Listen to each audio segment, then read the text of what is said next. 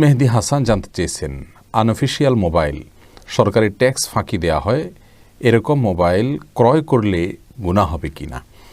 বা মেহেদী হাসান, এরকম মোবাইল ক্রয় করলে সেটি আপনার জন্য হারাম হবে না, তবে সন্দেহাতীতভাবে আপনি যদি জানতে পারেন এবং এটা যদি নিশ্চিত হওয়ার উপায় থাকে যে মোবাইলটি আনঅফিসিয়াল, এটা সরকারি ট্যাক্স ফাঁকি দিয়ে আনা হয়েছে, তাহলে সেক্ষেত্রে সেই মোবাইল না কিনে আপনার যে সমস্ত মোবাইলগুলো যথাযথ নিয়ম অনুসরণ করে আনা হয়েছে সেগুলো কেনা উত্তম। এই কারণে যে যারা ট্যাক্স ফাঁকি দিয়ে মোবাইল এনে থাকেন তাদেরকে এর জন্য অবশ্যই অনেকগুলো বা একাধিক মিথ্যা কথা তাদেরকে বলতে হয়, প্রতারণা করতে হয়।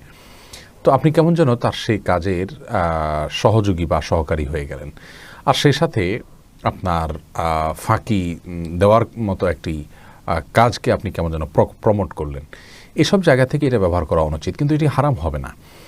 যেমন কেউ যদি চোরাই মোবাইল কিনেন তাহলে সেক্ষেত্রে সেটি হারাম হবে। আপনি জানেন যে এখানে সব চোরাই মাল বিক্রি করা হয়, কারো না কারোর কাছ থেকে চুরি করে এনে সেটা এখানে বিক্রি করা হচ্ছে, তাহলে সেক্ষেত্রে যিনি বিক্রি করছেন তিনি এটার মালিকই নন।